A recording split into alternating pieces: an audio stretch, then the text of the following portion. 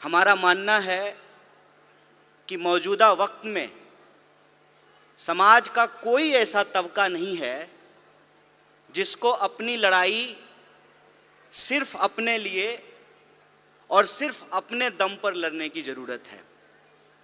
हम जिस दौर में हैं, जिस वक्त में हैं, उसमें हर डिस्कोर्स में एक इंटरसेक्शनैलिटी है। इंटरसेक्शनैलिटी कहने का मतलब ये है कि अगर हम सुरक्षा की बात करें तो सुरक्षा किसी एक तबके की नहीं, पूरे समाज की ज़रूरत है। अगर हम गरीबी उन्मूलन की बात करें तो ये किसी एक जेंडर के लिए नहीं, बल्कि ये सभी जेंडर पे लागू होता है। और अगर हम किसी भी तरह का समूह उसको ट्रेस करने की कोशिश करें सोसाइटी में, तो हम उसमें एक इंटरसेक्शनैलिटी को देखते हैं।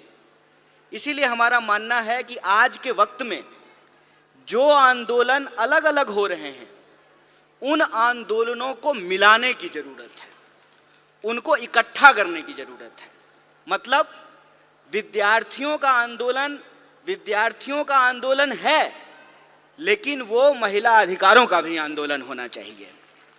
किसानों का आंदोलन है, लेकिन वो महिला सम्मान का भी आंदोलन होना चाहिए।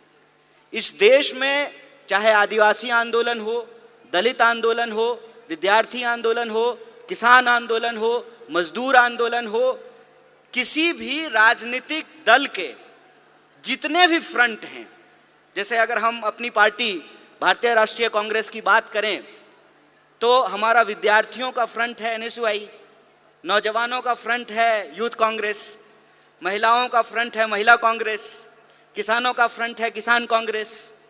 हमारा मानना है कि इन सारे फ्रंट को एक साथ मिल करके, एकजुट हो करके ऐसे काम करना चाहिए जैसे लोकतंत्र के 4 स्तंभ होते हैं। हम सबको एक एक स्तंभ के रूप में काम करना चाहिए, मिल करके काम करना चाहिए।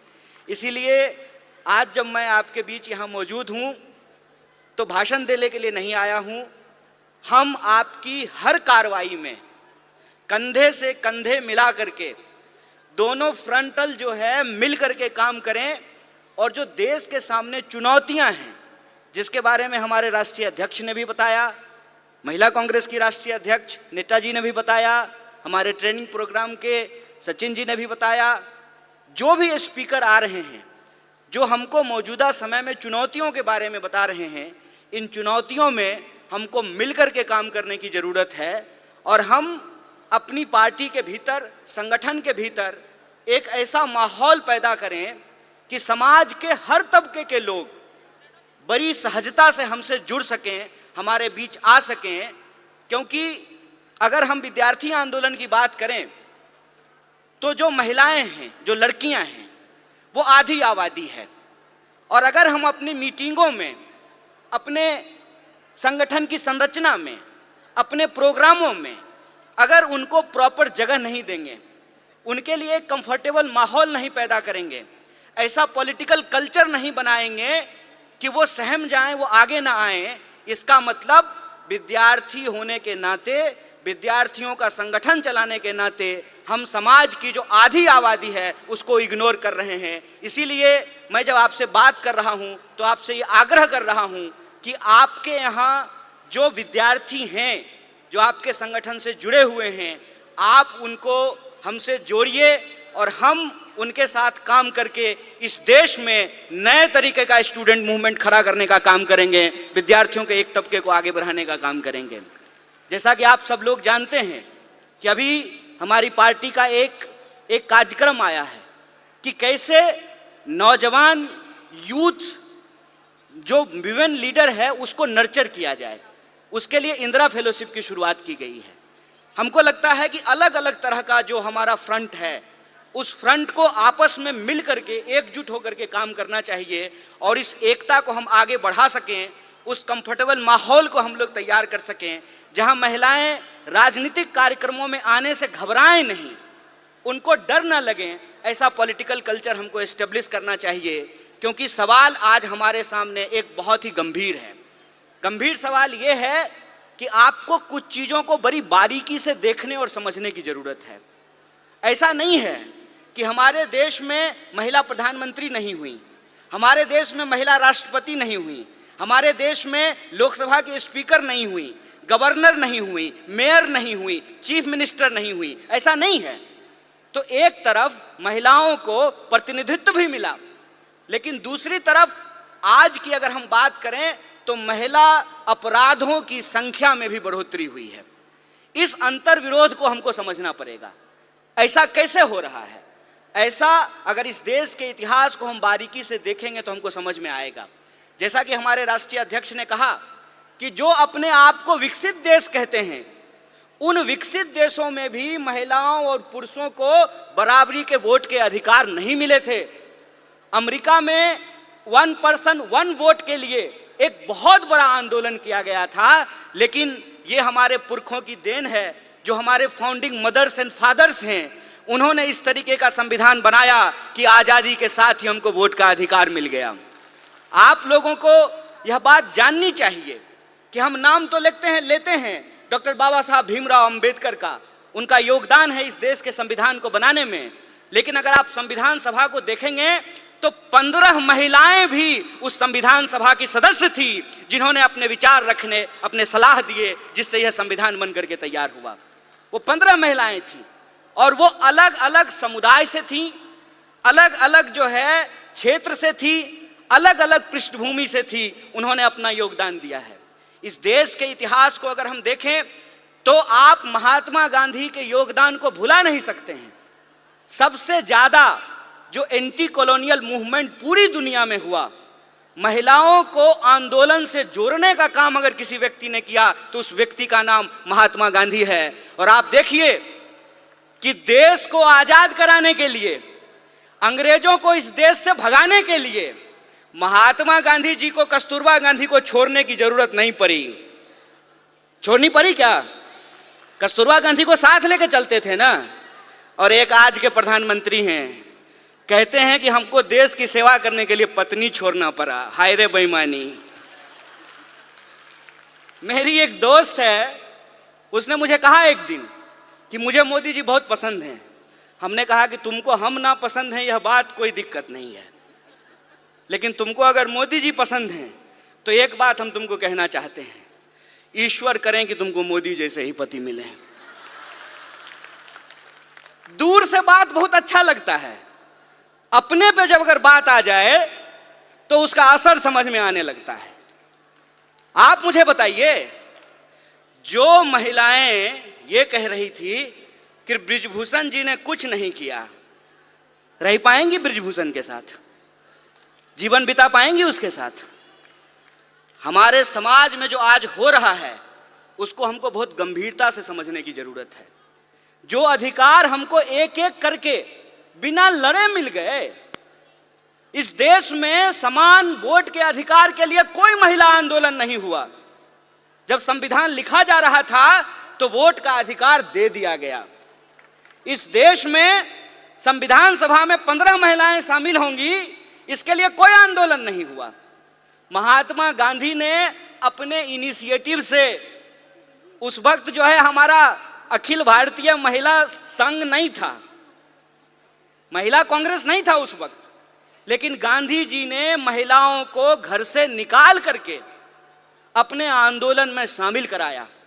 और आप जानते हैं, शराबबंदी के खिलाफ जो पिकेटिंग का आंदोलन होता था वो पूर्ण रूप से महिलाओं का आंदोलन था। महिलाएं जाती थीं और शराब की दुकानों को बंद कराती थी। महिलाओं को राजनीति की मुख्य धारा में लेकर के आए, ये एक प्रोग्रेसिव सोच थी। प्रोग्रेसिव सोच के चलते संविधान सभा का ऐसे निर्माण हुआ जिसमें महिलाओं के प्रतिनिधित्व को सुनिश्चित किया गया। और यह प्रोग्रेसिव डेमोक्रेसी थी कि अमेरिका में आज तक, अमेरिका कहता है ना कि हम दुनिया का सबसे मॉडर्न देश हैं, मॉडर्निटी का ठेकेदार हैं, अमेरिका में आज तक कोई महिला राष्ट्रपति नहीं बन पाई है। और हमारे यहाँ महिला राष्ट्रपति बनी और उसी आधार पे भाजपा को कहने का यह हक मिला कि हम एक आदिवासी को राष्ट्रपति बना रहे हैं। बोलिए, लेकिन प्रश्न यह है आज हमारे सामने कि एक आदिवासी को अगर इस देश का राष्ट्रपति बनाया गया है तो मणिपुर में जब अत्याचार हो रहा था तो माननीय राष्ट्रपति ने अपने मुंह पे क्यों चुप्पी साध रखी है? यह राजनीतिक चुनौती है। इस राजनीतिक चुनौती को हमको समझना पड़ेगा और हम यह बात समझें कि विंग बनाने का यह मतलब नहीं होता है कि हम गुलदस्ता हैं, कि नेताजी आने वाले हैं तो 4 महिला को बुला करके वंदे मातरम गवा देते हैं। हम गुलदस्ता नहीं हैं कि भीड़ में जो है आप आगे में 4 लोगों को बिठा करके हमको सजा दीजिएगा। हम तेज पत्ता हैं कि बिरयानी में ऊपर से डाल दीजिएगा और जब खाने लगेगा तो निकाल दीजिएगा। यह प्रतिनिधित्व का सवाल है। प्रतिनिधित्व के सवाल को हमको सीरियसली लेना पड़ेगा और अगर हम सीरियसली लेते हैं तो प्रश्न आता है पॉलिटिकल कल्चर का। आपने देखा सारी जो एंकर हैं वो टीवी पे क्या कर रही हैं? वो कह रही हैं कि मणिपुर पे आप बोल रहे हैं, राजस्थान पे नहीं बोल रहे हैं। अरे राजस्थान क्या, दुनिया के किसी कोने में अगर महिलाओं के ऊपर कोई अत्याचार होगा तो बिना किसी राजनीतिक लाग लपेट के उसके ऊपर सवाल खड़ा करेंगे, उसके खिलाफ बोलेंगे ये हमारा हक है। आप ये व्हाट अबाउट रीच कर रहे हैं। आप ये दिखाने की कोशिश कर रहे हैं कि चोरी हो जाना, डकैती हो जाना और बलात्कार हो जाना एक है। नहीं है एक। किसी का पर्स मारा गया और किसी के साथ बलात्कार हुआ, ये दोनों अपराध एक है क्या? जो सर्वाइवर होते हैं उनकी पूरी जिंदगी जो खराब हो जाती है। सवाल सिर्फ शरीर का नहीं है, सवाल उनकी मानसिकता का है, सवाल साइकोलॉजी का है। इस बात को हमको समझना पड़ेगा और ये दोनों अपराध को मिलाने को, दोनों अपराध को एक बनाने की कोशिश कर रहे हैं। हमको इसकी गंभीरता को समझना पड़ेगा। हमको इस गंभीरता को समझना पड़ेगा कि यह सब कुछ आ कहां से रहा है, उसके पीछे की मानसिकता क्या है। और हमारे राष्ट्रीय अध्यक्ष ने भी यह बात कही और सचिन जी भी ने अपनी बात में इस बात को कहा कि हम मानते क्या हैं, हम सोचते क्या हैं। अगर हम ये सोचते हैं, हमारे सोच में है कि धन की देवी लक्ष्मी है, विद्या की देवी सरस्वती हैं, तो धन की देवी जब लक्ष्मी थी तो राइट टू प्रॉपर्टी का अधिकार क्यों नहीं दिया गया? यह प्रश्न पूछना चाहिए ना। जब विद्या की देवी सरस्वती हैं तो महिला और पुरुष को पढ़ने का अधिकार क्यों नहीं दिया गया? यह जब हम सोचेंगे तब हमको समझ में आएगा कि आजादी गिफ्ट में नहीं मिला है, नागरिकता का अधिकार गिफ्ट में नहीं मिला है, राजनीति में शामिल होने का अधिकार गिफ्ट में नहीं मिला है। जो लोग उस वक्त आंदोलन को चला रहे थे, यह उनकी सोच थी कि अगर हमारी महिलाओं के पास पहनने के लिए साड़ी नहीं है। जब कस्तूरबा के साथ गांधी गए चंपारण तो कस्तूरबा से गांधी ने पूछा कि ये बताओ कि हमारे प्रोग्राम में महिलाएं क्यों नहीं आती हैं? तो कस्तूरबा ने बताया कि इतनी ज्यादा गरीबी है कि बाहर जाने के लिए एक ही साड़ी है, सारी महिलाएं एक बार बाहर नहीं निकल सकती हैं, तो सारी महिलाओं को छोड़ करके कोई एक बाहर नहीं आना चाहता है। और एक कहानी बोल करके मैं अपनी बात को समाप्त करूंगा, उससे आप वस्तु स्थिति को अपने आप समझ जाएंगे। एक बार मेरे घर में शादी थी, सारे मर्द को बारात जाना था। ये आज शुरू हुआ है कि अब जो है बेटे की शादी में मां भी बाराती बनती है और बहन भी बाराती बनती है।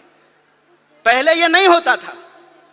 मेरे बचपन में जो मुझे याद है कि जब शादियां होती थी घरों में तो सारे मर्द चले जाते थे और सारी औरतें रुक जाती थी। मेरी तबीयत खराब थी और मैं उस दिन जो है बारात में नहीं जा पाया। बुखार था बहुत तेज और घर में मैं सो रहा था। कुछ देर के बाद मैंने ये देखा, जब बारात चली गई है तो हमारे घर में गाने की आवाज आ रही है, थालियां बज रही हैं, ढोलक बज रहा है और लोग गा रहे हैं, नाच रहे हैं। कौतूहलता बस, आउट ऑफ क्यूरियोसिटी, मैं जाकर के चुपचाप दरवाजे के पास जाकर के देखने लगा और मुझे इतना आश्चर्य हुआ कि जिस मां ने मुझे 9 महीने पेट में रखा, अपनी एक एक सांस दी, खून दिया, पसीना दिया, 9 महीने पेट में रख करके पैदा किया, रोज खाना खिलाया, पखाना साफ किया, पढ़ाया लिखाया, वो मेरी मां गाती है ये मुझे मालूम ही नहीं था। वो मेरी बुआ जिसकी गोद में मैं पला, वो बुआ जो है डांस करती है, मुझे पता ही नहीं था। और वो जो एक फोक कल्चर है, वो फोक कल्चर इतना मजबूत है कि वो वक्त मिलता था महिलाओं को अपने भीतर के श्रृंगार को प्रकट करने का, अपने भीतर के प्रेम को प्रकट करने का। जिस समाज में आपको आपकी भावना प्रकट करने का अधिकार नहीं हो, उस समाज में महिलाओं को राजनीति में लेकर के आना एक चुनौतीपूर्ण कार्य है। और हम जितना आगे बढ़ रहे हैं, यह जो विचार वाली बात है, जो ये कहता है निर्भया कांड के दौरान कि अगर वो उस बलात्कारी को भैया भैया कह करके माफी मांगती तो उसकी जान बच जाती, उसी मानसिकता के लोग जब आज सत्ता में बैठे हुए हैं, तो आपको लगता है कि निर्भया के न्याय के लिए जो कानून आया वो कानून बन पाता? वो कानून इसलिए बन पाया क्योंकि कांग्रेस का नेतृत्व सोनिया गांधी के हाथ में था। इस बात को याद रखिएगा। यह प्रतिनिधित्व का सवाल है, यह नेतृत्व का सवाल है कि अगर नेतृत्व इस देश में इंदिरा गांधी के हाथ में रहा, नेतृत्व सोनिया गांधी के हाथ में रहा, तो महिलाओं को आगे बढ़ने का हक मिला। और नेतृत्व आज एक ऐसे आदमी के हाथ में है जो पत्नी छोड़ करके भाग गया, तो महिला अधिकार का क्या होगा, इसको आप बखूबी समझ सकते हैं। इसीलिए मैं पॉलिटिकल कल्चर की बात कर रहा हूं। अपराध कहीं भी हो सकते हैं, अपराध छत्तीसगढ़ में भी हो सकता है, राजस्थान में भी हो सकता है, मणिपुर में भी हो सकता है, मध्य प्रदेश में भी हो सकता है, लेकिन अपराध के बाद पुलिस की कार्रवाई कैसे हो रही है, सरकार उस पर क्या बोल रही है, जिस पार्टी की सरकार है उसके स्पोक्स पर्सन क्या बोल रहे हैं, इस बात पे हमको ध्यान देना पड़ेगा। और कांग्रेस और बीजेपी के बीच में दल का फर्क नहीं है, विचार का फर्क है, इस बात को हमको समझना पड़ेगा। और अगर हम समानता में भरोसा रखते हैं, अगर हमको लगता है कि बलात्कारियों को मंत्री, मुख्यमंत्री, विधायक और एमपी नहीं बनाना चाहिए, तो 2024 का चुनाव कांग्रेस पार्टी के अस्तित्व का चुनाव नहीं है। 2024 का चुनाव हम महिलाओं के लिए, हम तमाम नागरिकों के लिए, इस देश के अस्तित्व का सवाल है, संविधान के अस्तित्व के सवाल है। इसको हमको समझना पड़ेगा। और जिन चीजों से हम जूझ रहे हैं, चाहे वो महंगाई हो, चाहे वो बेकारी हो, उन तमाम सवालों को लेकर के हमको घर घर जाना है। और जो संविधान ने जो हमको अधिकार दिया है, समान अवसर का, सम्मान का, एकता का, भागीदारी का, उसको हमको आगे लेकर के जाना होगा। और जो नारा आपने लगाया है, आधी आबादी पूरा हक, अपनी पार्टी और एनएसवाई के तरफ से इस मांग के साथ हम पूर्ण समर्थन में खड़े हैं और आप किस लड़ाई में कंधे से कंधे मिला करके आपके साथ चलेंगे। इन्हीं शब्दों के साथ अपनी बात को खत्म करूंगा। शुक्रिया। इनकलाब जिंदाबाद। जय हिंद, जय कांग्रेस, जय महिला शक्ति।